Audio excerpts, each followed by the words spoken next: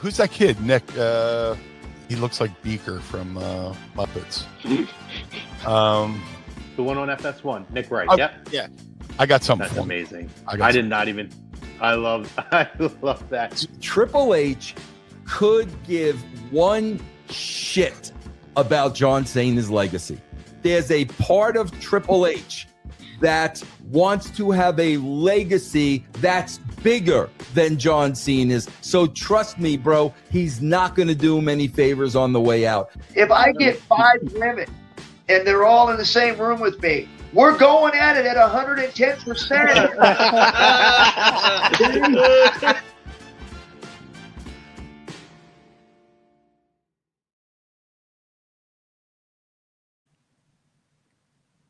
What's going on, everybody? Tuesday night here on A2D Radio means one thing. Niche night. Wrestling guys coming at you early. Hockey guys talking Flyers hockey coming at you later for Flyers Talk A2D. This is the Lazy Booking Podcast. I'm Chrome, joined as always by my co-host, my compadre, my buddy, one Mr. Arch, Eric Archer. What's up, pal? What's happening? I'm about to have a war with some allergies here, so please bear with me. But good to be here. I'm fighting. I'm kicking out. Let's get to it. It's all we can do, brother. Glad to have you on. Lots to talk about. First and foremost, show a little love to our show sponsor, Dr. Paul Vidal at Specialized Physical Therapy. Physical locations in Burlington and Cherry Hill, New Jersey. You can find them on the web, specializedphysicaltherapy.com. Any aches, pains, any kind of short-term or long-lasting physical ailment that you have, contact them and his award-winning team, and they will give you a look over and get you back on a program to get you feeling back to your physical peak. SpecializedPhysicalTherapy.com. What a week, man. I mean, last week, we had the Hogan doc drop, and we talked about how it really wasn't like a very exciting week. We had the Roman and Jacob Fatu stuff going on. And we had some we had some releases. I guess that was kind of big news. But nothing coming into this week, right? We focused a lot on the Hogan doc to be kind of more of a pressing conversation than what we had happen this week. And even though it was the end of last week, it's been one of those weeks where, and it's funny, after WrestleMania, you kind of feel like you get a lull sometimes. Mm-hmm. This has been kind of stuff outside of the ring that's taken over the stuff in the ring. So, some pretty interesting stuff that I didn't see coming, and I'm excited to talk about it. Yeah, we're going to dive into it. Pretty big news this week. First and foremost, wherever you're at, Facebook, YouTube, we're not on X today, Twitter. So Facebook or YouTube, please give us a like, give us a subscribe, give us a follow. You can find us on all social media platforms, Instagram, everywhere else, both Lazy Booking Podcast TV and A2D Radio, our mother station we are broadcasting live on today. But most importantly, guys, please join our conversation. We want to see you guys in the chat. We'll bring your comments up. We'll react. We want to get your opinions because obviously massive news last week. We hear that more cuts are coming. So we hear that, JC Mateo,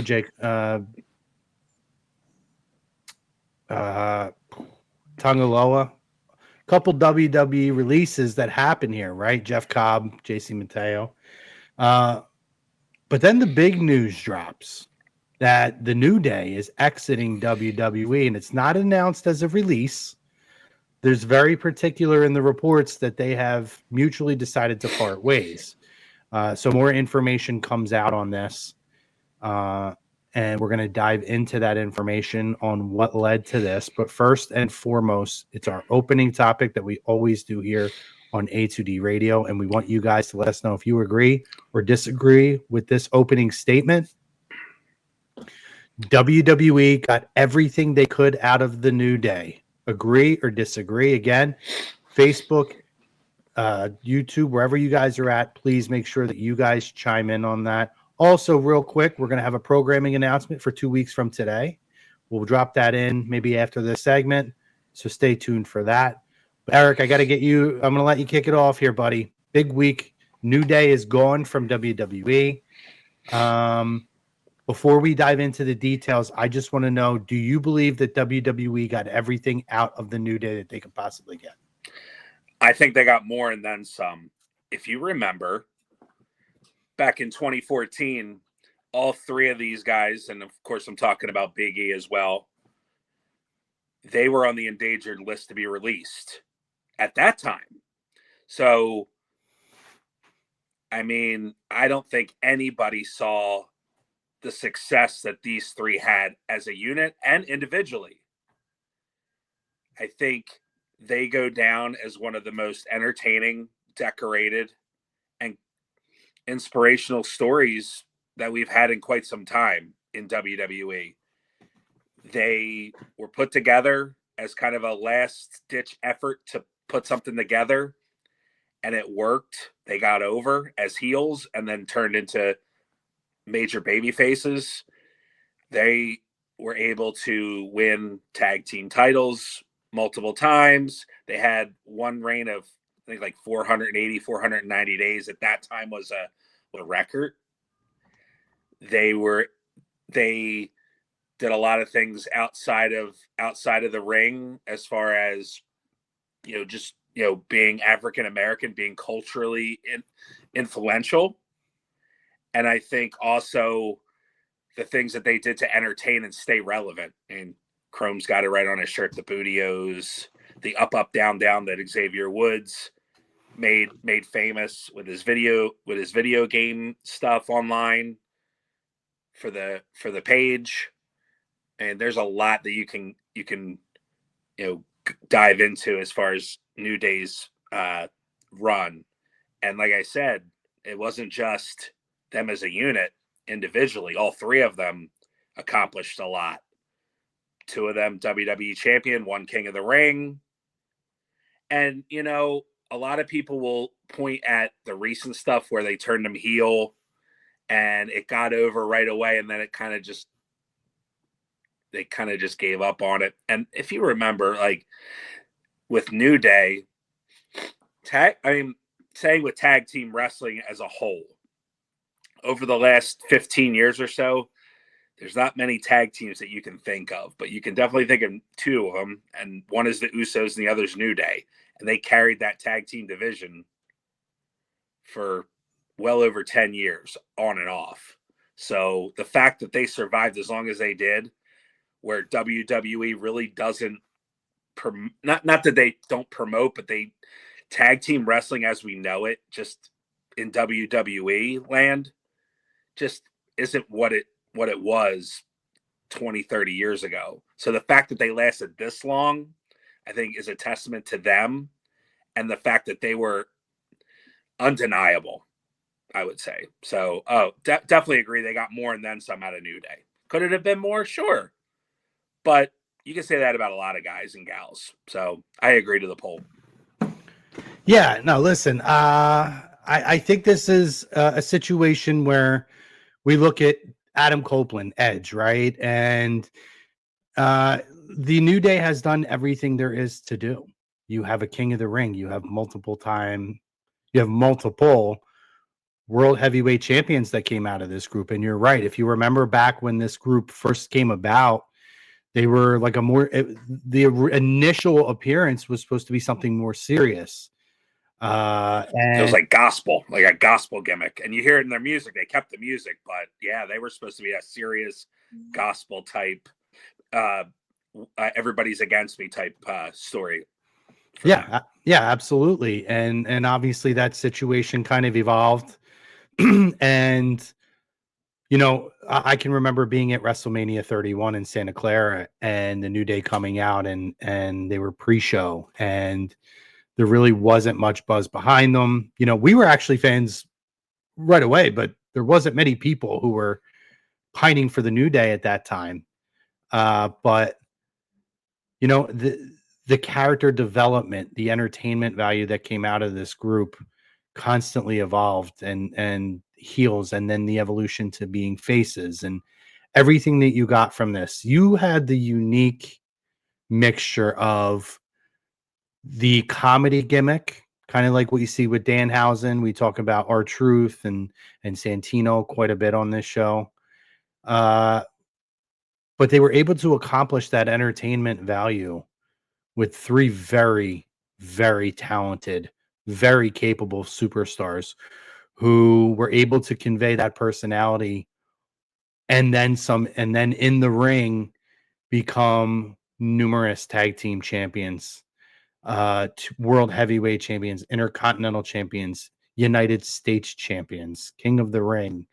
The accolades were endless with the New Day. And, you know, you like to hope and think that they would have been lifers.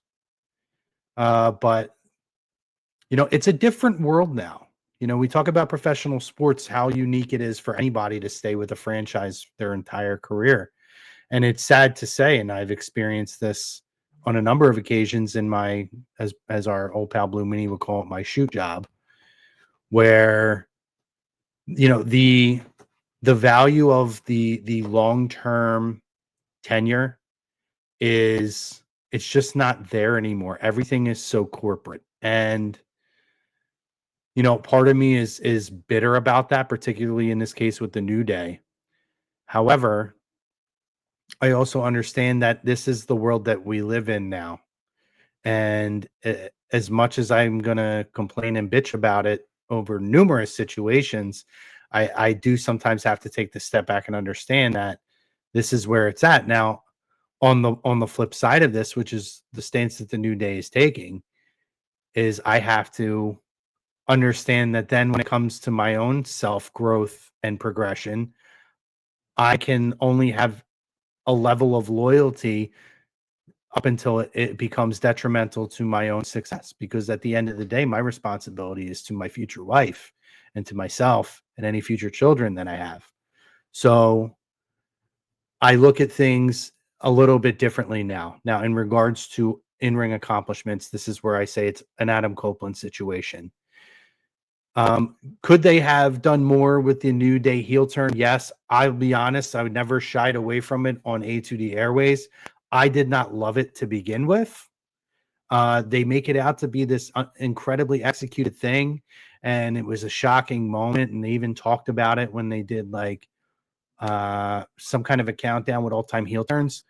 I thought it was as telegraphed as you could get. If anything, they took the steam out of it because it took them 7-8 months to get to it before we actually got to that point. That being said, there could have been more meat on the bone at the end of it. But we've seen the New Day as heels. It's not like this is not anything that we've seen, right? Maybe this version of it, but I thought they were more of whiny versions of this. But I think that I realized that we hit the wall on this when we watched their last match against the Usos, and I did not have the same feeling. Now, I attributed that maybe it's more of the characters, but I always felt like no matter what you got from these guys, from that grouping, it was no matter what story was being told, you were always going to get something tremendous out of it. I felt like that's where we got with Edge. How much more was there for him to do in WWE? There wasn't. And I feel like with the New Day, like you can always say, well, yeah, but they have this team or they have this team. But like, to me now, if the New Day's not going for tag team gold, they're just putting people over. Well, we just did that. And I don't need them to be there for another 10 years just to put everyone over then. So I feel like, you know, yeah, I do think that they squeezed every drop out of this. And I think that for them now is an opportunity and just to put it out, you know, the remainder of the story, they were asked to take a pay cut, like 50% of what they were making. And they stood on their own feet and said, we're not taking a pay cut, particularly with Kofi, who's been there for so long, almost 20 years at this point. But they did not. So I think this is now an opportunity. And I before it was kind of like WWE lifers and this and that, and there's certain people I don't want to see go anywhere else. I would love to see the New Day go to AEW and have an opportunity to have the dream matches with the Bucks and FTRs and all these other teams who are, you know, kind of the leader of the pack. It's a company that values tag team wrestling. And I think there's an opportunity. Have the Edge and Christian versus the New Day match. there's a lot of meat on the bone there for them. So yes, I agree to the poll. I don't believe that there was much left for them here, but an opportunity to get a fresh start somewhere else is huge. Yeah, I would say regarding the pay cut stuff, I think you hit it right on the head. I mean, if my boss came to me and said, "Yeah, I just got here a year ago and you agreed to this," and they're like, "No, we feel like you deserve half." Like, of course, I'm gonna do the same exact thing. Like, you're not gonna insult me like that, especially those guys that have been here for going on 2 decades, right? So with that, I have to respect that. And yeah, I do see them probably going to AEW. I mean, I wouldn't count out TNA either. And there is a dream match there as well that you can. I think the obvious is AEW, but I still would love to see them fight the Hardys. Yeah. But to that point, yeah. But I don't know if. I mean, they're both financially successful now. So the question is, and it kind of goes to some of these other guys, like talk about AJ Styles, like, do they, I know it's a different situation, but they're at that age where it's like, do they really want to go back and fight that AEW style? Do they really want to do that? Do they have enough, not just physically, but mentally, where they want to go into those types of battles? I think they do. I think there's room there, and I think there is, of course, there's a spot there for them. But I'd be surprised if we didn't see them soon, right after that 90-day or whatever that, however that works now. I think it's 90 days. I think it's leads up to All In. So I would be very surprised if we didn't see them in some capacity at All In against either the Bucks or FTR or both or whatever. So we'll see what happens. It's going to be intriguing. And I wish them the best of luck. I mean, it's a shame, and I think they'll be back to take their rightful place in the Hall of Fame at some point. But I think right now it's like you said, it's a different world. It's a different world in WWE as well. It's TKO now, so TKO does not feel the loyalty to these guys as Vince McMahon would have. And I think that's a big difference as well. Yeah, I agree. I wholeheartedly agree. As far as TNA, maybe they could do a one-off, just before. I don't want to see them, and I don't see that happening. Listen, there's a big value for them that I think Tony Khan is going to back up the Brinks truck to bring in the New Day. Obviously, I doubt they'll be called the New Days, right? Because I'm sure WWE owns the rights to that. Yeah. But to bring these guys in and an opportunity for them to have some of those incredible dream matches, I think is going to be massive. And the ability to step in with, some other superstars like Will Ospreay, Kenny Omega.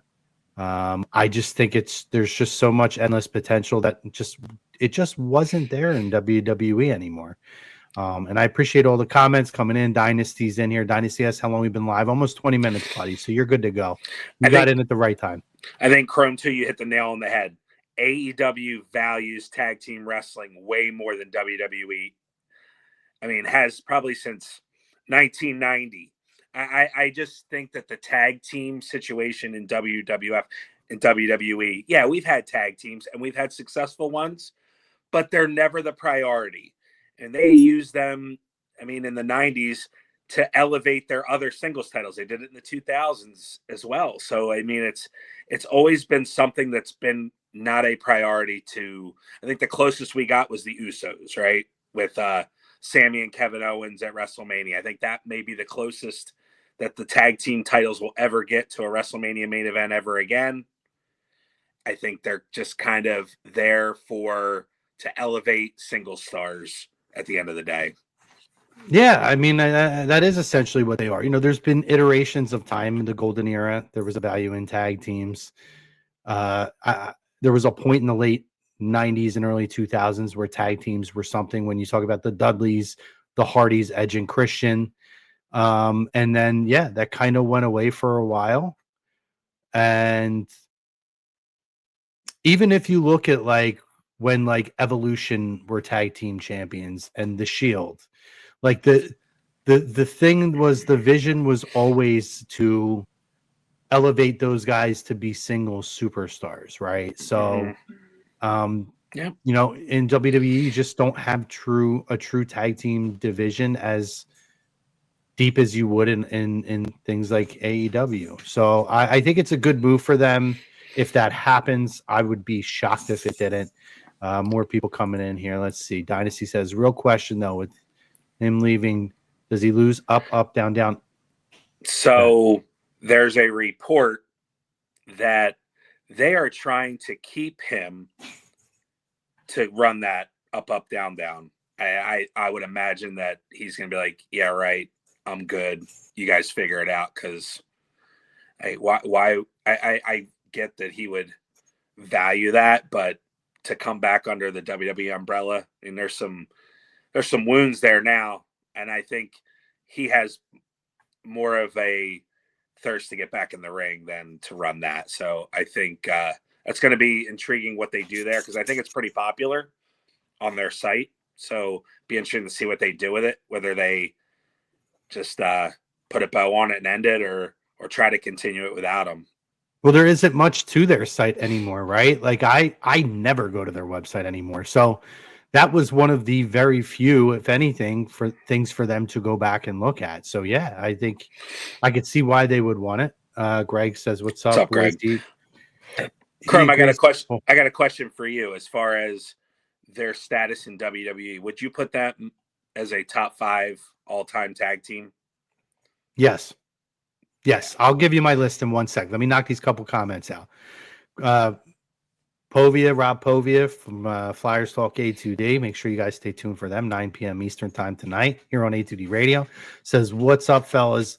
Just learned the news of the New Day. Sad. Did they ever return to their original gimmick? I mean, not as faces. They never really left the New Day gimmick, Pove. So they changed the attire. They kind of changed. You know, they were doing heel tactics, and they, after a while, like, they were serious for like a minute, and then they went right back to the antics of the backstage stuff and had Grayson Waller as their lackey.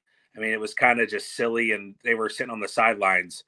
It's kind of disappointing that they ended the way that they did, where without a proper goodbye.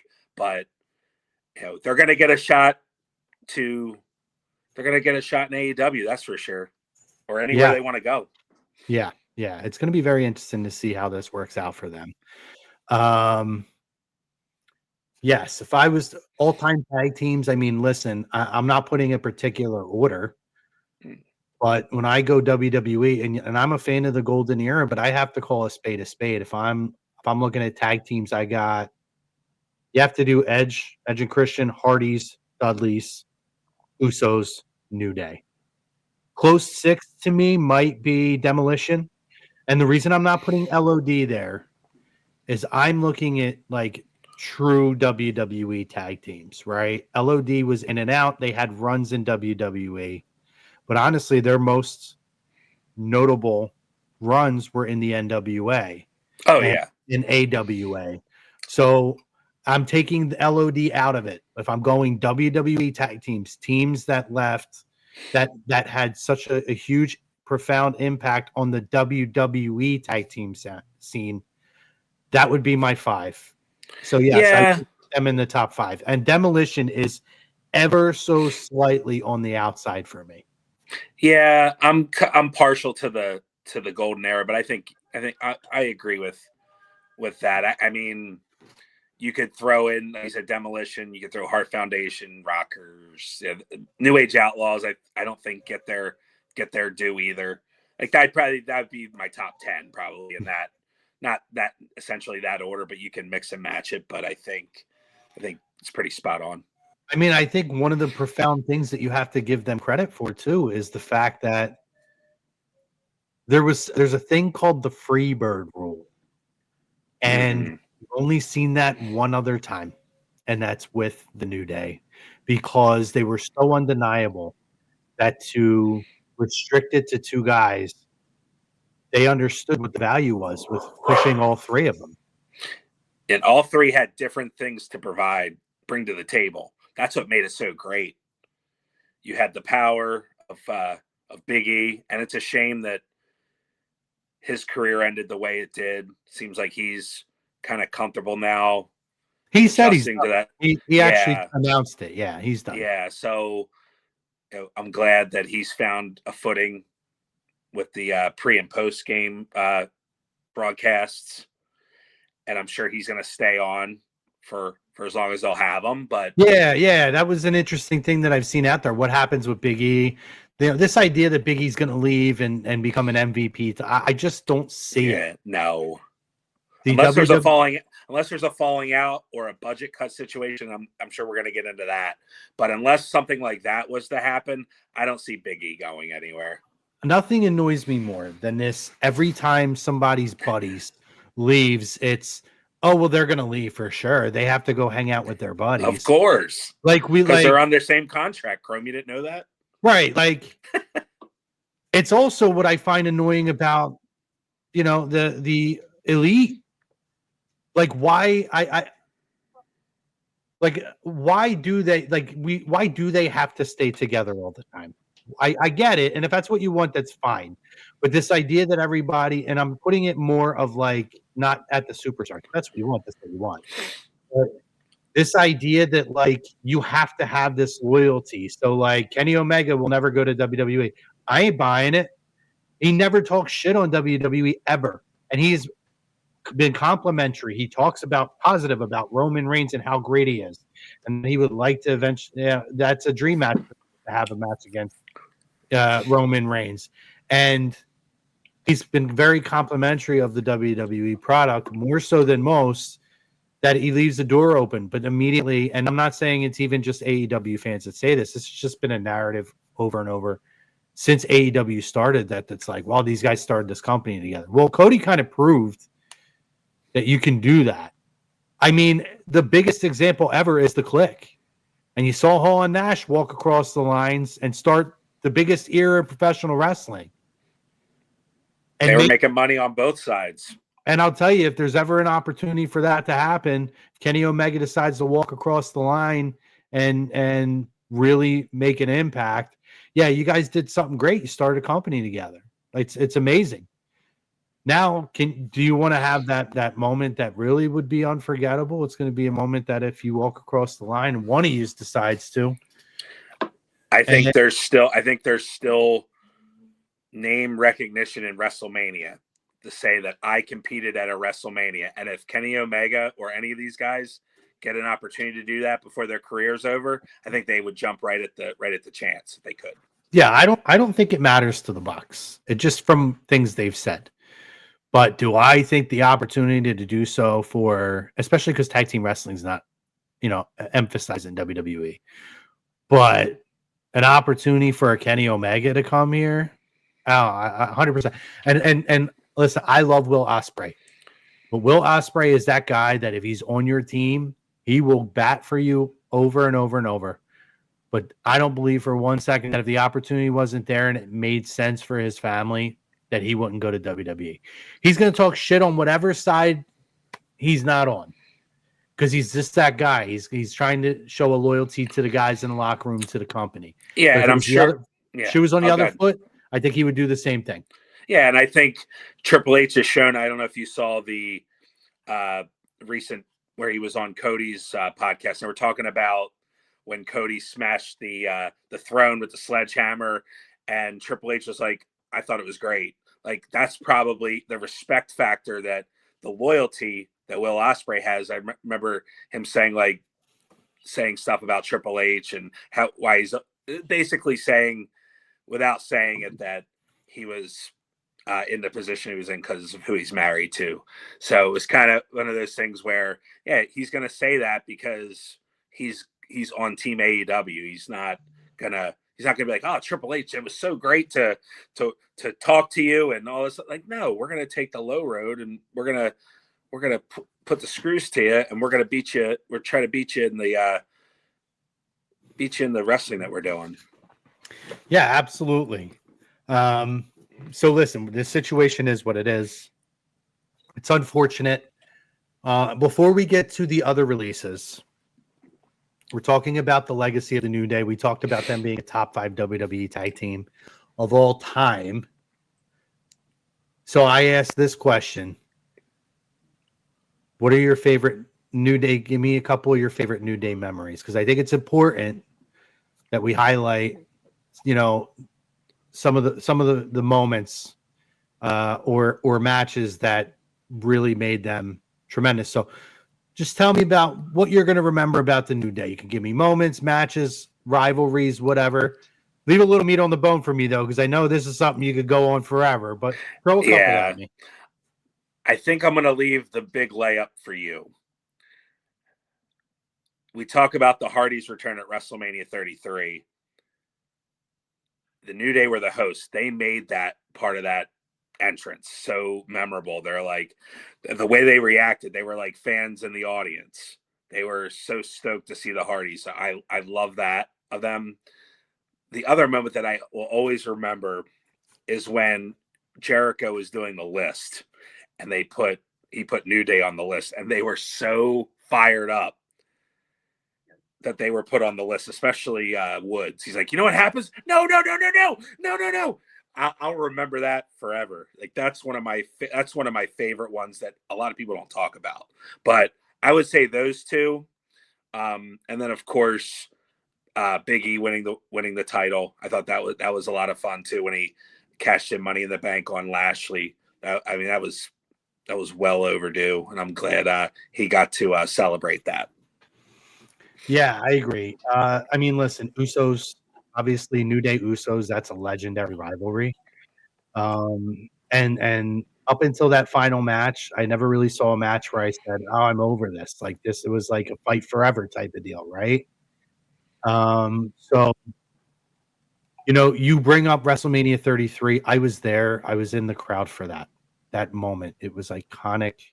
It was memorable. I can still hear that pop when the New Day came out and said, there's a third team, or I'm sorry, was it a fourth team, right?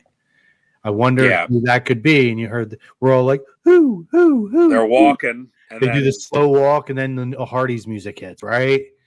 Unbelievable moment for that. And then, Kofi Mania, WrestleMania 35. So another thing I was lucky enough to be in the crowd for. And it was funny when I saw the New Day leaving, I went back and went through my old videos and found the video from in the crowd when Kofi won. I actually found some really interesting videos from WrestleMania 35.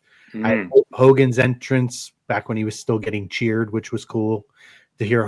Watch back and remember that, outside, it wasn't just 31 when the NWA came out. I did get to hear Real American out of WrestleMania and hear the Hogan pop. But yeah, no, that moment, I had it recording the last minute of the match, and then the celebration. It's like a 2 or 3 minute. Maybe I'll put it up on our page. But it was just such a cool moment to be in the crowd for that whole run for Kofi Mania. Ended abruptly with Brock on the SmackDown on Fox debut. That being said, and the irony of this too, right? I've been fortunate enough to meet the New Day a couple of times. I've told the story about when I met them, back when TNA locked down our buddy, when I got to hang out with Woods for a little bit, when he was Consequences Creed back in the day. And then how I got to meet them again during SummerSlam. They had a VIP meet and greet. And Woods was like, "Oh, yeah, I remember you." And Big E's like, "How the hell do you remember that?" And he's like, "His friend had a weirdo handcuff gimmick." But he was just so cool. And Jim's cool with Woods now. So, it's not even like that. But I also think about Kofi Mania, and I remember that back when I was at I went to 35, and then this was the first year they did Access the following day. So I went to the Monday session of Access. I stayed in New York, and I was supposed to meet AJ Styles, and he got injured in his match at WrestleMania 35 and was scratched. So they replaced him with Kofi. and you could either get a refund or you can meet Kofi. And I was like, oh my God, this WrestleMania backdrop that you take the picture in front of, brand new WWE champion, Kofi's first title the day after he wins it. And one of the things too, which makes it memorable for me, first of all, he was super nice. He had this awesome like pancake sweatsuit on where he looked like a stack of pancakes. But the other part that I remember too is, so like you could tell when you go to those, they have like replacement title belts. So they don't always bring the real one. A lot of times you could tell it's not the real one because they'll put like generic side plates on the side of it. But this was the real title that he held up in that stadium. And again, it was just such a moment that if you were a Kofi Kingston fan and a New Day fan, kind of being there, and he put the title on my shoulder and I saw his plates on there, and it just made me so proud for him and knowing what he did to get to that point. It was a moment in a meet and greet that I will never forget, and he could not have been nicer. It was a moment that I'll never forget. And I have a picture with Kofi with his newly won WWE title on my shoulder. So those are just, and I think one that we have to obviously mention, WrestleMania 32 with Austin, Michaels, and Mick Foley, and the stunner.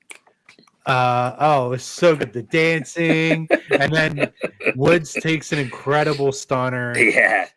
Oh my God. It's just the entertainment value with those guys is incredible, and they're going to be missed. And I guess final question of this, Eric. Oh, and obviously the trombone. The trombone. Francine. I mean, Francine is iconic. Or Francesca. Francesca, you're right. Francesca, right. Sorry. Francesca. But so I ask this, Eric. Is there any residual animosity that delays? They're inevitably WWE Hall of Famers. Is there anything that delays their induction into the WWE Hall of Fame once all is said and done? No, not at all. Yeah, because I feel like this is not a Triple H decision. This is not a WWE. This is a TKO decision. Yeah. This was we need to get. Yeah, we'll get to that, I'm sure, but it's a shame it had to come down to that. But understanding business a little bit more at my age, and if they're not doing anything, then you have nothing for them. But that's a story for another day. Yeah, Dynasty. As far as Big E goes, I think medically he can't. I'm pretty sure when he's made his statement, it didn't sound like it was an issue of getting cleared. I don't think he's ever going to get cleared by almost any doctor. He said he's seen numerous doctors. So he says, "Oh, that's a good one."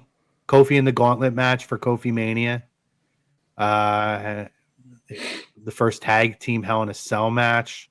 That's a good one. Actually, I'm glad you reminded me of that one, Dynasty. I might have to go back and watch that one. That's a good call.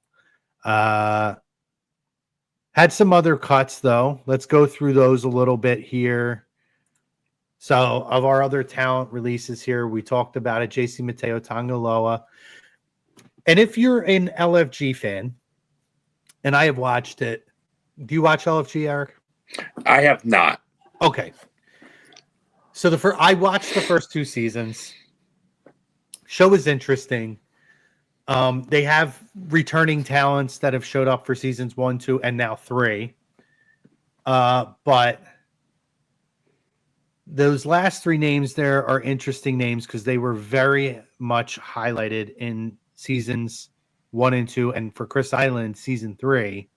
Tyra May Steele won season 1 of LFG. Now they've taken a different turn with the show this year, where it's more of people who are either on the cusp of making NXT or you're gone. It's not like there's not a winner and loser in a point system. They're making it more of a true reality show of they have coaches there, but these coaches are to get you on TV or help to make the decision that this is not going to be a fit for you. So in the case of like a Serena Linton, I'm a little bit surprised with that because she showed so much promise on that show. Chris Island is somebody they've had a lot of promise for. But it does seem like they felt like he was just missing something to get to that next level. But Tyra May Steele's the shocker. She's an Olympic gold medalist. Like she was like their female Kurt Angle. Yeah. You wonder too, with all this talk about budget cuts and cutting salaries and stuff. I mean, those three probably aren't making a whole lot, so it's kind of a head scratcher. Why them? Unless they were like, you know what, the return on investment just doesn't, for whatever the reason, we don't see it anymore, and maybe that was the cause of it all. But I don't think they were making much at all. No, yeah, Sarita was probably the most shocking of those three names. Chris Island, I could see why if you watch the show. I thought maybe they'd give him a little bit more of a runway, but in fairness, I thought Tyra May Steele, she won their first season. I never saw what was in it, other than the fact that she could be the female Kurt Angle. I didn't think she was very charismatic. Not a shocker to me, only shocking because she has been seen on NXT after the victory. Now, unlike Jasper Troy, who was the male winner of that season, who has been very utilized in NXT, you haven't seen much of Tyra May Steele. So again, not a huge shocker. A couple other little talents here and there. One interesting name that we did not mention last week, Eric, is Andre Chase. Disappointed with that one. I think there was so much talent there and meat on the bone with him, and the Chase University thing. I would love to have seen what they could have done with that main roster wise. I'm not saying he would have been a main event talent, but just the idea of the Chase University thing on the main roster and where that could have gone, I think that they might have missed the boat on the Andre Chase train. Yeah, it kind of fizzled out in NXT. So putting that, resurrecting that may have been a challenge, and getting TV time for that as well, especially on the regular shows. That those things, unfortunately, they sound like excuses, I'm sure, but they're deciding factors probably when it comes to dollars and cents. And right now, like, say what you will about the releases, the roster is very bloated. It is, and you see that these NXT talents that have made their way up to the roster, you got to make room for them. And unfortunately, there's tough decisions that need to be made. And, do I agree with all of them? No, I don't.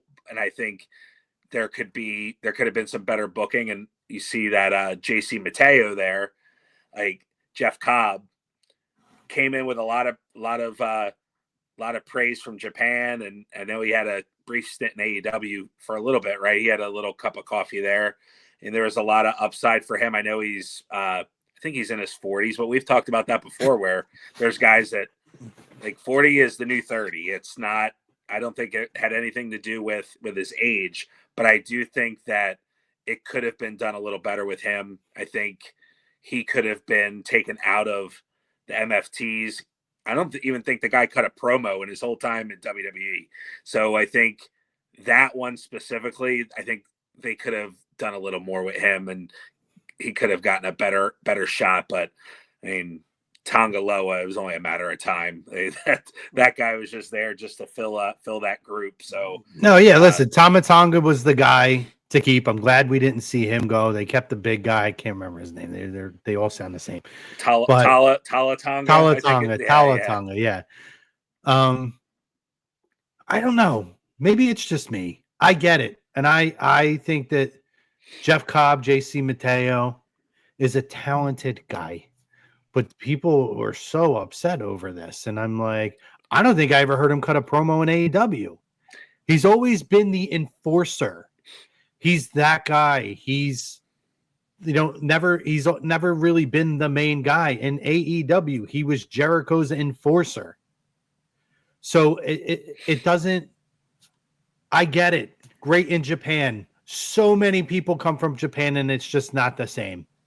And again, I'm not trying to downplay this guy, but this idea that it's some huge swing and miss. Why didn't Tony Khan sign him right away? He had plenty of time. There was a lot of time, and I'm talking like a year and a half in between appearances on AEW and then when he eventually signed with WWE. Yeah, I don't think it's a swing and a miss per se, but there's people that do though. It's I know. It's intriguing that they wouldn't give him the opportunity to, cut a vignette, like go out on his own, move him to Raw, move him to NXT. But he may not be able to, Eric. Right, that's what I'm saying. There's right. no track. I know. There is no track record to say this guy's this great speaker. Right. I've never seen it. Yeah, and in WWE land, you have to be able to cut promos. If you can't cut a promo, I mean, we're seeing it now where there's talent that like immense talent, and they're not getting over because they can't cut a promo. Yeah, in WWE, and maybe that's the case. Maybe they brought him in, and listen, the only work you see isn't just what's on TV. They do work with them behind the scenes. They do try to see what their skill level is in certain things, and maybe it just wasn't there. Okay, I'm a Vince Russo guy in a sense of I love a great wrestling match, but I'm not watching professional wrestling just for great wrestling. I would get bored. Yeah. I can go and see that locally. I live in Philadelphia, in the Philadelphia area. I'm 15 minutes across the bridge in South Jersey. So I see great wrestling all the time, and I can go and see it, and I don't need to follow a storyline to do it. And if that's your thing, that's great. That's why AEW is a fit, and maybe that's where Jeff Cobb needs to go back to. But if you can't do it in WWE, I don't care that you can have a Dave Meltzer 10-star match. Like, I think it's great for you, and there's a place for you, but it's not really in WWE. They want you to be able to perform in the ring, but you need to be able to talk and have a character. Otherwise, you turn out to be the Alba Fires and folks like that who, when you're the enforcer, you are like, this is what's great for Raquel over the last year that she has proven. Now, we knew that she could do it a little bit in NXT, but she's gotten so much even better since then to prove that she can be an individual character on her own and be charismatic and entertaining and a badass and develop herself, because she's somebody I think could have been on the line. Oh, yeah. If this was a year ago, she's probably gone. Yeah. I agree. So I just, again, there's a lot of assuming that goes on. Yeah. Well, they didn't give him a chance. Maybe they did it because they already know from what they've seen in their work with him behind the scenes that it's just not what they need. Not that he's not talented, but it's not what they need to convey or to lift their product. Yep.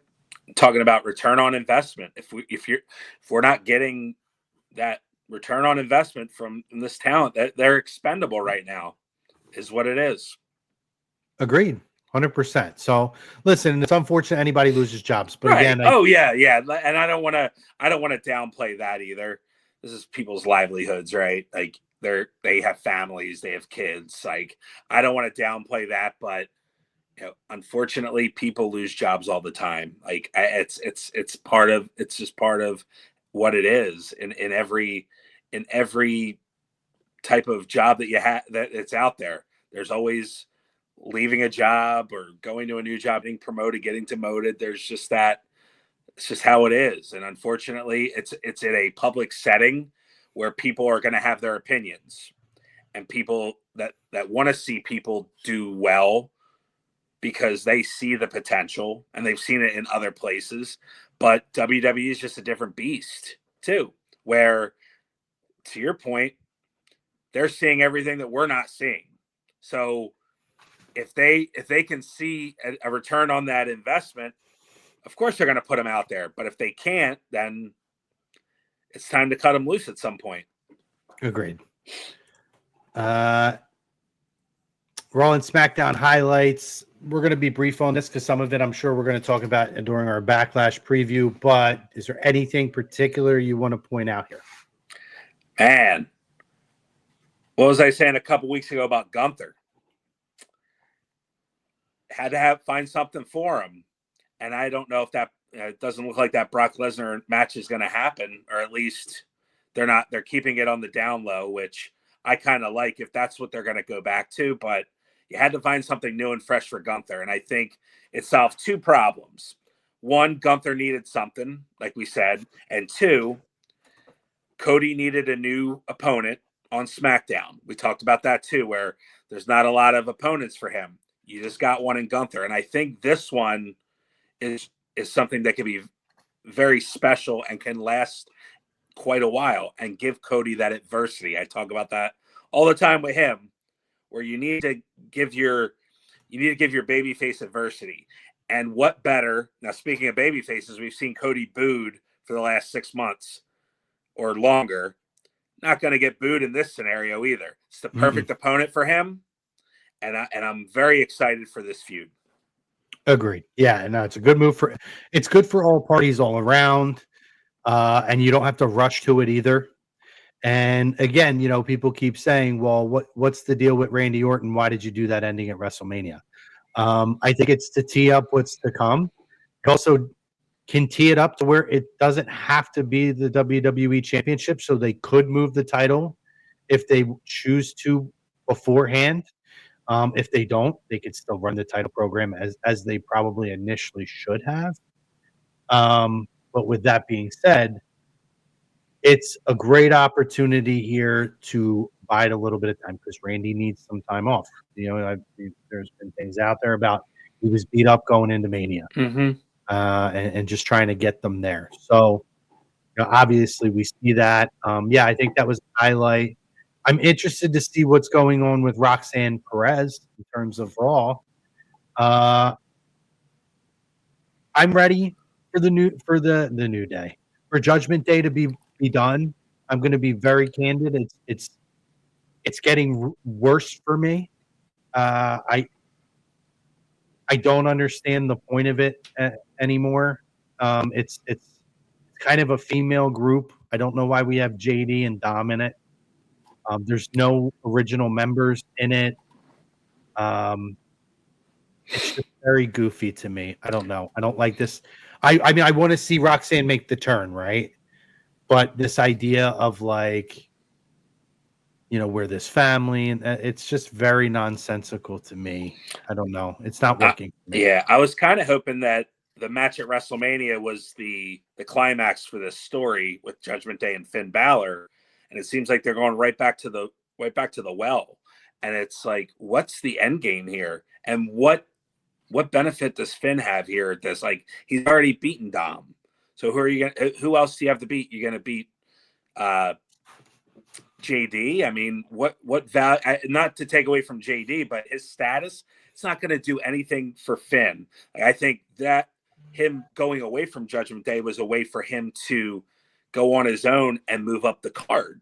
And I think it's just kind of, he's in the same spot. He's just a babyface now, and it's unfortunate. I hope that's not the. I hope this is over soon too. I kind of had enough, and I think now, who's the next opponent for Liv? Now Stephanie's out, so where are you going with this? And I agree, it's kind of just like floating around and with no really end result to be seen. So yeah, I just don't understand. At this point, I don't see the purpose other than it's just there. None of them needed any. None of them. No. Anymore. Liv's already over. Dom's already over. I think JD would do well. I think it would have been better to have JD stay with Finn, turn them both face, and go to SmackDown, or just get a fresh start, because you're just stuck in this Judgment Day umbrella, and Finn is still too, even though he's not in it. He's in this story. So until he's out of this story, I don't know. I don't like it. I don't like it at all. I'm done. Yeah, a couple comments here. So Rosca says all of them should go to AEW, says Zelina Vega. I would be shocked, David Rosca, if Zelina Vega goes to AEW, because it sounds like her husband is not welcome back. And I think that those two could do what we're seeing right now with Killer Cross, Karrion Cross, and Scarlett. MLW, something like that. GCW is a place that I could see them going. As far as all of them too, Rosca, AEW has the same issue that WWE does, inflated rosters. Some of these folks are going to need to go to the independent scene and find an alternative. We're TNA.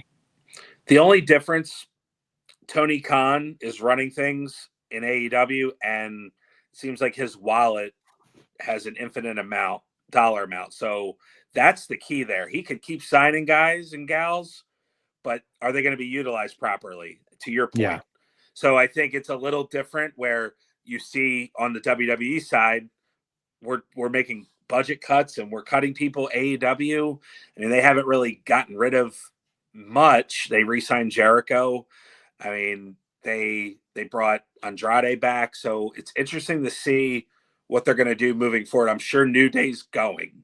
Like, that would be the two that I would say they should focus on. The other ones, I mean, we've seen Malachi Black, and he's burnt that bridge, it seems like. I think the New Day are the ones that they should absolutely focus on.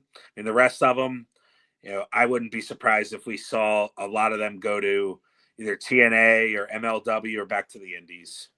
Well, I think there's Joe Gacy's a name I could see doing well in That's another AEW. one. Yeah, that's another AEW one. Yeah, it looks like he has a relationship with some guys over there, and it looks like, I think MJF posted something online alluding to Gacy as somebody that he would like to see on the AEW roster. I think he would do really well. Listen, I was fortunate enough to have my 15 minutes, a cup of coffee in pro wrestling with CZW as an extra in a match between David Starr and Matt Riddle. And Joe Gacy was the world champion at that time. He was in the main event. And MJF, when he was Maxwell Jacob Feinstein before Friedman, he made his CZW debut that night. And I was fortunate enough to kind of get to talk to him and hang out with him for a little bit. There is a history there. They've worked together in independent companies, 100%. You know, Loomis, I'm always interested to see where he could end up. Now that we've seen something different. Yeah. Did you see you saw the clip with him and Indy, like shaving his head? No. Oh, you didn't see that? So last week there was a video online where Indy Hartwell is shaving his head, and there's a date on there. I would guess that's a date where his 90 days is up. So I could see him in TNA then. TNA. Yeah. What was his name in TNA? It was like Samuel Shaw. Yeah. Yeah. So wouldn't be surprised there. I think isn't that his real name? I think so.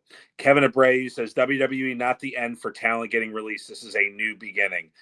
I don't disagree. I still think there's a lot of, for lack of a better term,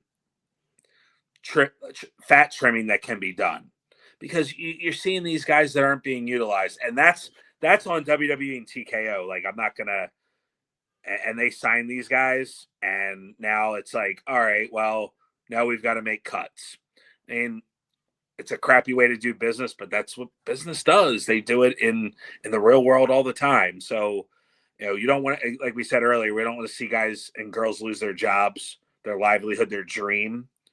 But at the same time, the business has to run. That the business wants you to be profitable, and unfortunately, that's their mindset right now. Yeah, I mean, just looking at the list, you know, we named a few already. You know, Bo Dallas, I think, could end up anywhere. Nikki Cross, I think, could be good for AEW, or I could see her in TNA. Escobar could be really good, or I could see him going to CMLL, if not AEW. But I actually think he would be great for AEW.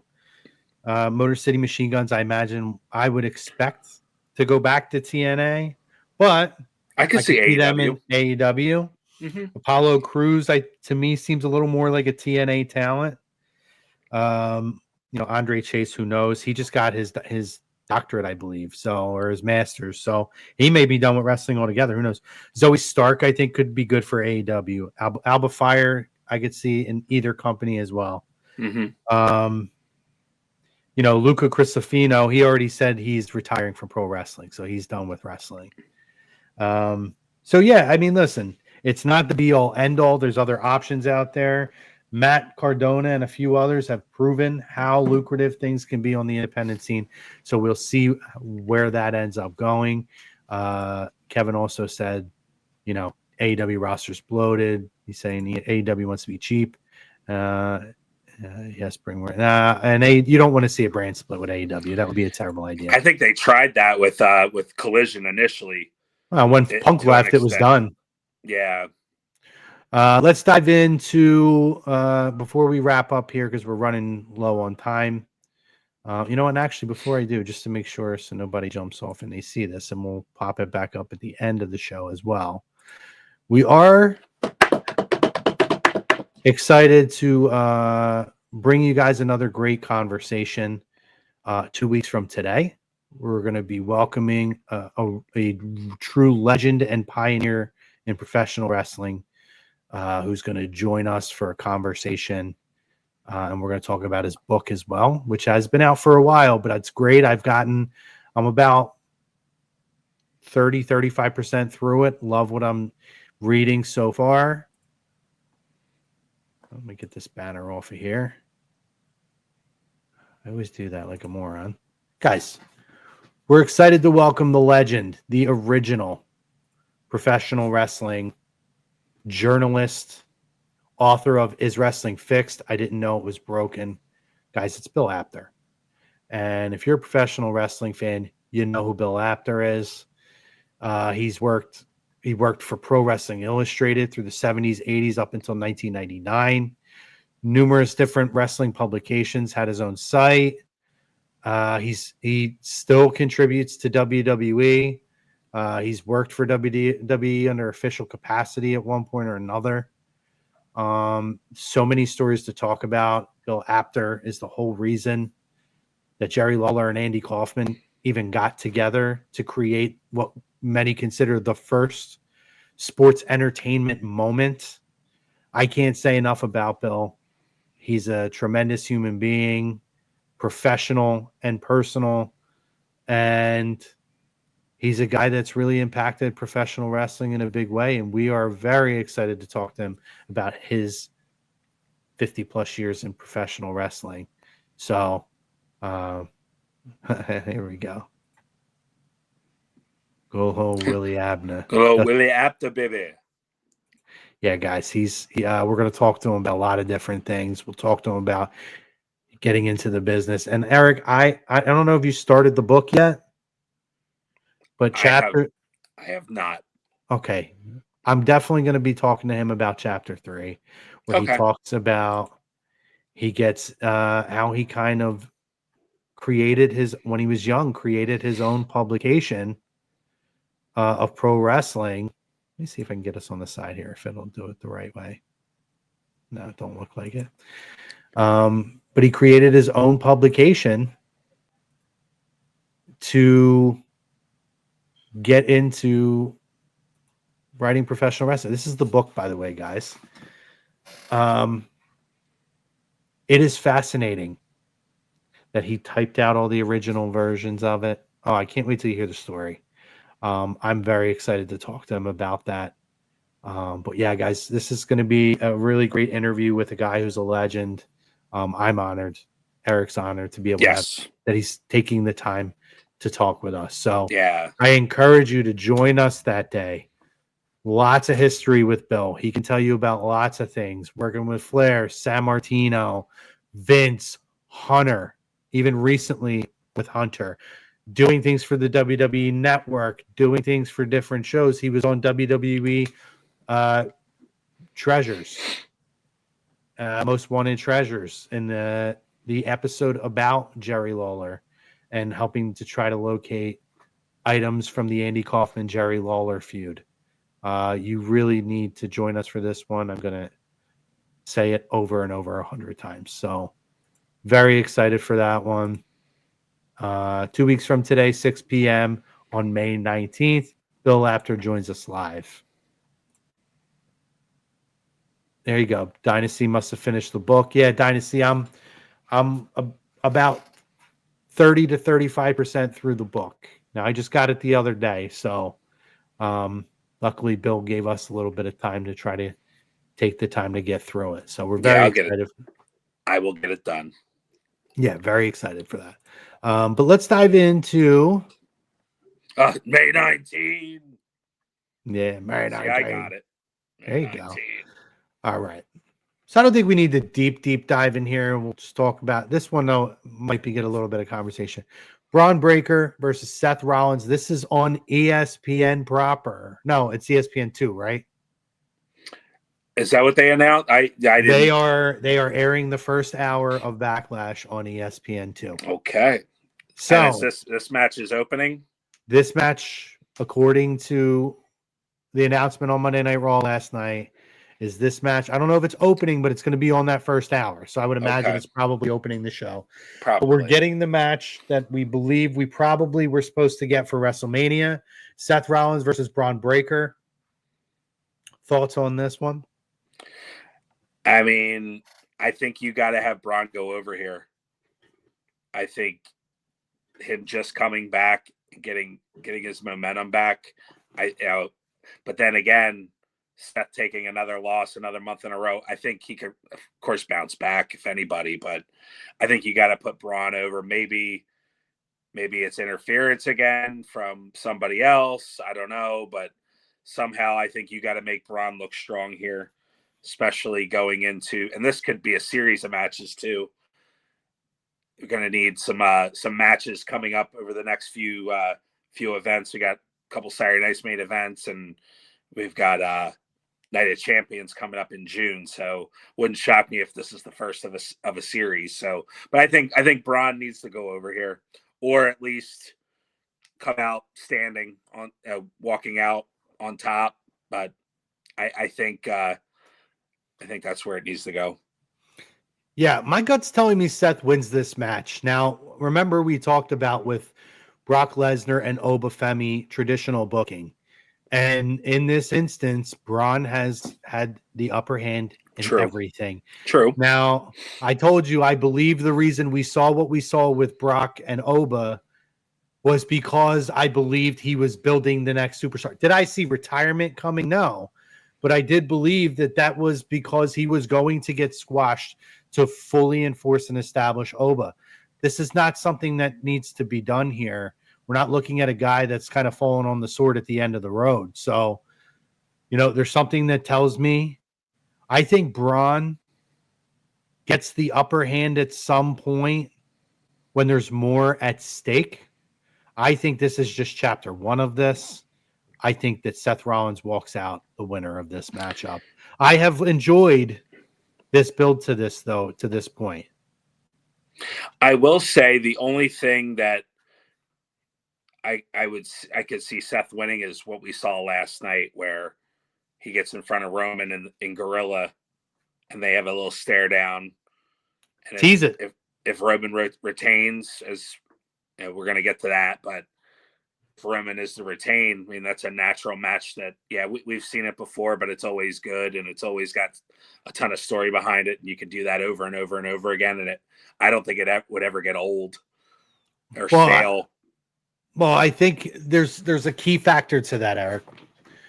A, the history is undeniable. Right. B, let's not forget that the last time this match happened was early in Roman's run with the WWE title, when he held the title for over 1,000 days. And for the longest time, it was by disqualification, but Seth was the only one to defeat Roman in that time period. Yep. And never got his rematch. He never got his rematch after the interference. So you can go back and play on that history. And much like they used to do with Sami Zayn and Kevin Owens and some of these other long-time partnerships / feuds, there has been so much time in between this at this point. It is a perfect time with where these characters are at to go back to it. And then like you could have Seth go over here. He's next in line for Roman. He faces Roman. Braun costs him against Roman. That's going to bridge your gap even more to get you to SummerSlam. And then you get the rematch between Braun and Seth at SummerSlam, and you put Braun over at SummerSlam. That's the way I would do this if I was long-term booking this. Get yourself that gap to get you to Oba and Roman. Great I mean, really great story that you could do that would highly entertain people. You know this, Eric. You mentioned that's the reason you brought it up. They don't do things by accident. There's always a reason behind every little Easter egg or nugget that you see. At least you hope so. Ron has to win unless they're going Rollins versus Reigns. There you go. He said the same. That's exactly my thoughts. I think depending on where they want to go for the summer, that's you'll know exactly what the plan is. Whoever wins this match. All right. So I have Seth. You have Braun. I'll stick with Braun. Okay. Our next match here: Io Sky versus Asuka. Interesting report came out today, Eric, according to Brian Alvarez of the Wrestling Observer, that more than 50% of people within WWE believe that Kairi Sane may, at the very least, come back to finish the story of this. So I don't know what that means. And listen, I mean, I think it's great. We talk about having a finality, right? Where instead of just out of sight, out of mind, she's gone from the story, right? Maybe she comes back, helps Io, and then says, I'm going back to my husband in Japan. Great. That's good. Puts Asuka in her place and humbles Asuka at the end of the day. She gets her, she gets her little bit of taste of revenge back for the mistreatment from Asuka. Cost Asuka. Again, I'm not up in arms about Kairi being gone because everything that's been put out there is because she chose to go back to Japan to be with her husband.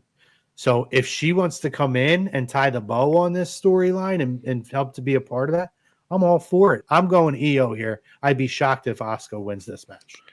Yeah, regardless of if that is accurate or not, or if the rumor and innuendo is true, that'd be great. It would make sense. I think either way, Io's winning this match to kind of end this story one way or the other. Because I think Io needs to be up at the top of the card, like we talked about. Liv needing an opponent. There you go. So Io's my pick. Yeah, I mean, excuse me. I think ultimately we're getting back to Io and Becky Lynch. She mentioned that too. She mentioned Io Giannetti again last night, so I think we're going to circle back to that at some point. I think bottom line is either way, Io's in a title picture after this match, one or the other. Correct. Our U.S. title rematch: Sami Zayn challenges Trick Williams, your old pal, for the WWE United States Championship. The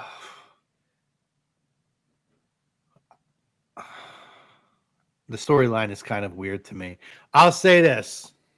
They are getting everything they can out of the gingerbread man. And part of me thinks it's goofy. Part of me is entertained. Shout out to our buddy Bill Apter, who leaned into this storyline on his own social media pages. Go back and check out. He dropped a couple really entertaining videos reacting to the storyline and our loss of the gingerbread man and the tragedy it was. Very entertaining stuff. Shout out to Bill if he checks this episode out. He might.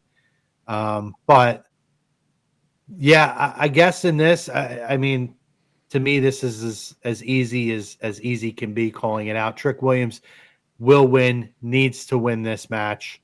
And we need to continue this Sammy evolution. But we need to do it with somebody else. Yeah. I shed a few tears for that gingerbread man last Friday. So were you like, did was this a little too over the top, or maybe I just didn't get it? Cause like I got it. And then this whole thing feels weird. It's weird, but am I like, I'm trying to figure out if I'm entertained by it, because like, again, like the way Trick cut the promo after, Like at first I thought, oh man, it came off very serious, but then in hindsight, and again, maybe like Bill Apter's stuff that he put out there kind of helped me look at it differently. And then I saw other things. I'm like, maybe that was kind of the point, is like he's cutting a serious promo, but he's not actually being serious intentionally, just to kind of keep poking and prodding at Sami Zayn. I don't know. So I couldn't determine if I thought this was the dumbest shit I've ever seen, or like I get the deeper humor in it. I think what was really dumb was Trick running to the ring like this guy, the gingerbread man, was a human being, and he cared so much about the gingerbread getting destroyed that he was willing to come out there and get some on whoop that trick on Sami Zayn. And then Joe Tessitore can't even like say a word because he's cracking up so much about it. Like it was just silly and weird. And like, are we gonna have a memorial service for Gingerbread Man this Friday before Backlash? Like I don't know how much more you can get out of that Gingerbread Man. That's I don't know, but either way, Trick retains. I'm over this. Oh, maybe I'm just like old school with this, but you know what I would have did? Yeah, I go back to we love the golden era. Bobby Heenan in the Weasel costume. Have something where Sammy wins. He gets the US title, but if he loses, he has to put the gingerbread costume on. That'd be cool. And just kind of like a callback, throwback to the old Weasel costume stuff. And then you could do it where he doesn't get into it, and then he just attacks Trick, and then you got even more heat on Sammy now. Yeah. Well, you kind of, we did see him attack Trick in the costume already, so. But I just would love that, a nod to Bobby Heenan. Like, we don't have enough callbacks to our older talent here. Like that for my liking. But anyway, yeah, I think we both agree Trick wins this. I'm excited. So I am very excited for this matchup. I have to be honest. We have Kit Wilson and The Miz taking on Danhausen and a mystery opponent. And I want to get your thoughts on who the mystery opponent can be. So, first off, going back to that Gingerbread Man stuff, let's keep the comedic stuff to this match. Like, that's where, like, we're getting comedy out of Trick, where I think it should be more serious. This is where all the comedy should be, because they're knocking it out of the park, all of them. The clips at Mrs. House, and I think it's been done very, very well, and I'm excited for it too. I mean, his partner could be anybody. Shout out to Rue. He thinks it's going to be Papa Shango. I don't know if that's serious. I don't know if that's serious or not, but I'd pay a lot of money. I'd pay a lot of monies for that. Listen, I'll tell you, I told you this when we went to WrestleMania 40. I got an awesome picture in gimmick. He could still pull it off. You don't have to do much physically in the ring. If you give me Papa Shango, I might, like, I don't care what happens to that. And he's got to come out to the old music too. That would be a moment. Like, I hope it's not like the Boogeyman or anything like that. Yeah. Oh my God, would I pop for that? Holy crap. I just don't know if, I mean, is that a spot for Obafemi where you just have him beat the snot out of both of them? Oh my God. And go back to Monday Night Raw. What did I tell you about this Obafemi Open Challenge? Now he's beating up Otis. Who's next? Tozawa? Like, give me some formidable opponents, dude. Listen, I'm done with this Open Challenge already. No, we'll get there. But what did you anyway, go back to that. But what did you get out of that? It's a display, it's a showcase of what he can do. He beat Brock Lesnar 3 weeks ago. I understand. Why do I want to see him beat up Otis? I understand that. But what you did see was him do the fall from grace Yeah.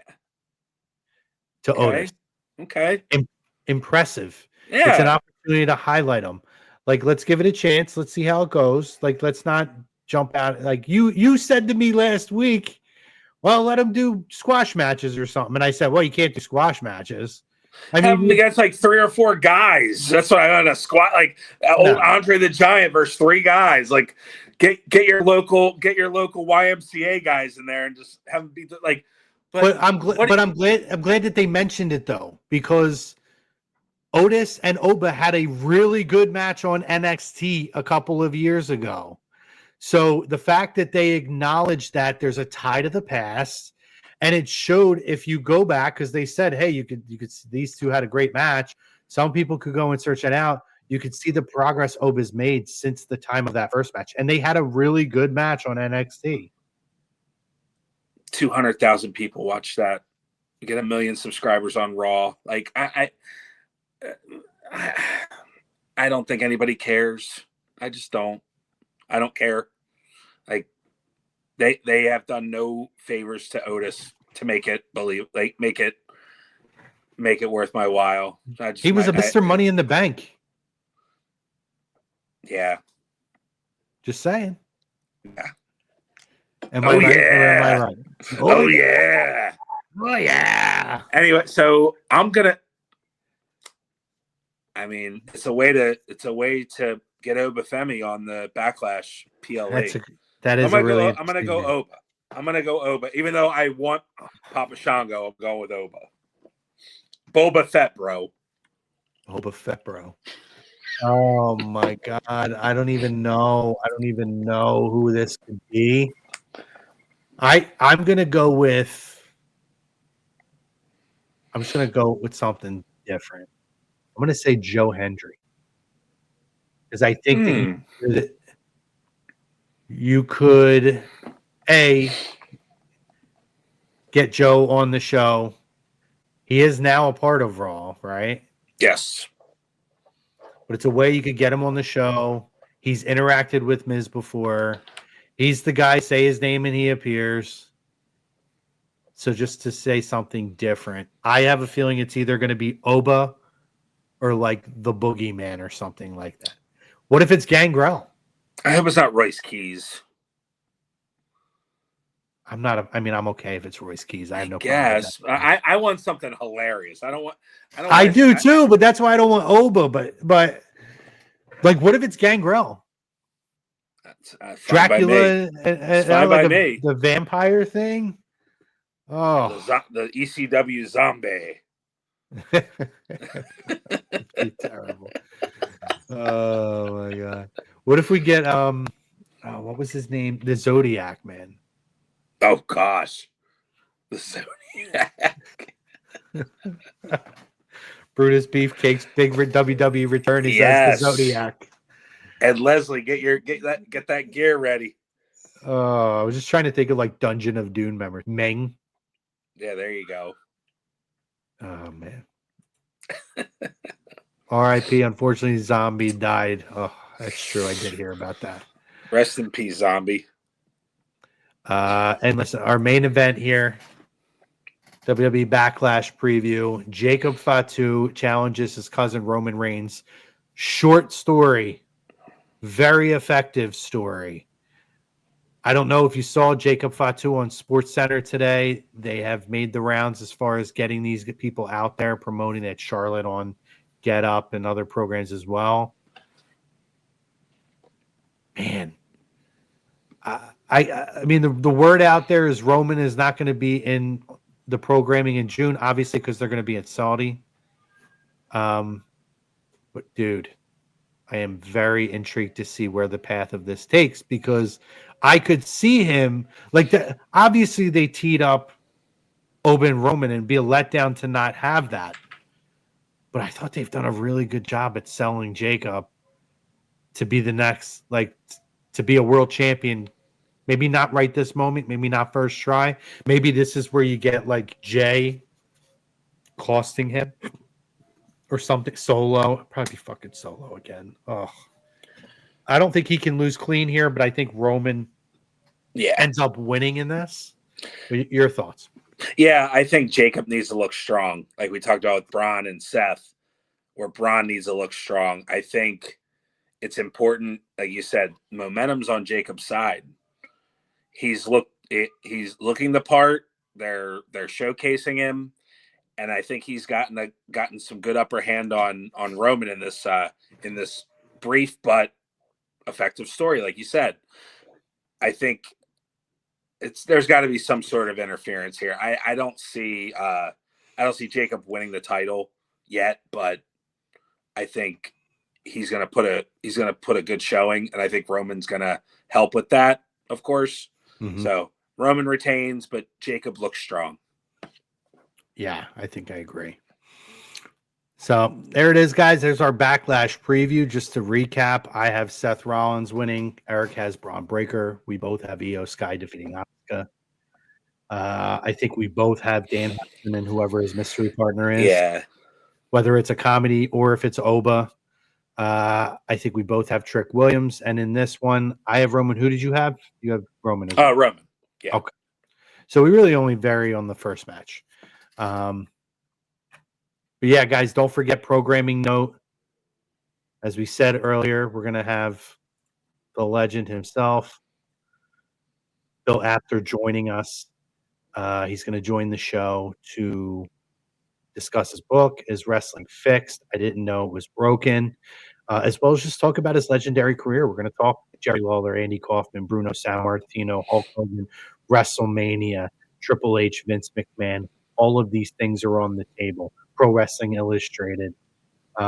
It's a lot of great stuff, a lot of history, 50 plus years for Bill in the industry. He's worked for everybody and anybody pretty much, as well as himself. So we're excited to share a conversation with Bill, and we hope that you guys join us. Numerous professional wrestling Hall of Fames. It's very exciting to have the opportunity to talk to Bill. Obviously, thank you to our sponsor, Specialized Physical Therapy, Dr. Paul Vidal, our doctor. Make them yours, specializedphysicaltherapy.com. And that's it, man. That's it. Great show this week. We'll miss the New Day. What a legacy. Excited to see what they do. I think that's it, right, buddy? All good here. This was a good show, and we'll see what happens at Backlash. Should be looks like it should be a solid show. Short, small card, which is the WWE norm now moving forward. It looks like so. See what happens. Excited to see what the fallout is with especially that main event. Yeah, and I got to say too, I think after us all having that conversation, I want to start getting back to doing tournaments. And maybe I'll talk to Andy. He can help us orchestrate that. Now, whether we do that here on A2D Radio or we do that as exclusives on our Lazy Booking Podcast TV page. Like, I would love to do like greatest WWE tag teams.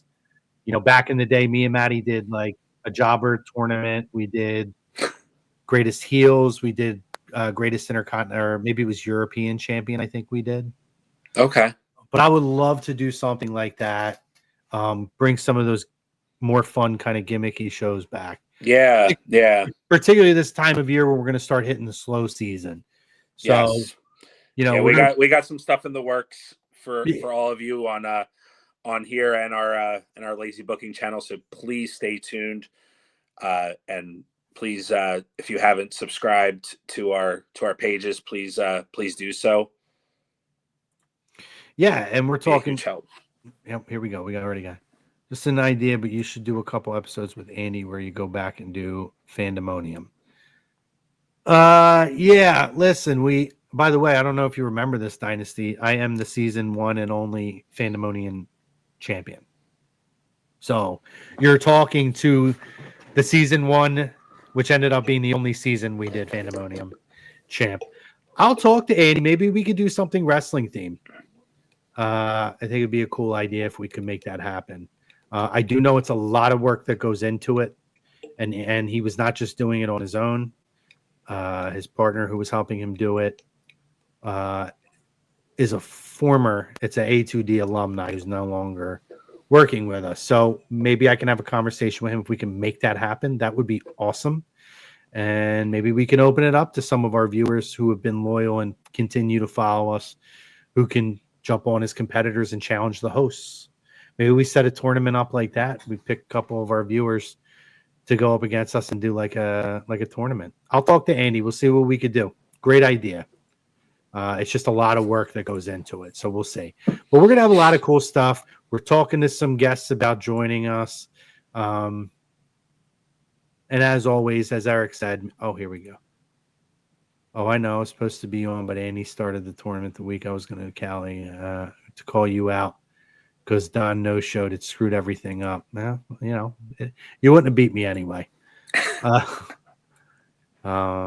Yeah, just again, Eric said, follow us, follow A2D on Instagram and all of our social media platforms, as well as find our Lazy Booking Podcast TV page on YouTube. You could search Lazy Booking Podcast TV or look for that you'll find us. You'll see the logo. As far as anything, Flyers, Sixers, playoffs, guys, Eagles schedule release coming up. Please make sure you guys stay tuned to A2D Radio for more coverage of all of that stuff. Flyers Talk A2D coming at you tonight at 9 p.m. Eastern Time. Yeah, I probably would have. But for myself, for Eric, and everybody here, next week we'll do our recap show of WWE Backlash. So I hope you guys get a chance to watch, enjoy it, and I hope that it's an entertaining show that we enjoy talking about next week. One way or the other, we're going to talk about it, whether we're praising it or shitting on it. So, but for myself, for Eric, and everybody here at A2D Radio, Tom Arnone, we love you guys. As Andy always says, tell somebody you love them. And we out. See ya. 10-9-8. 76ers. Let's go Flyers.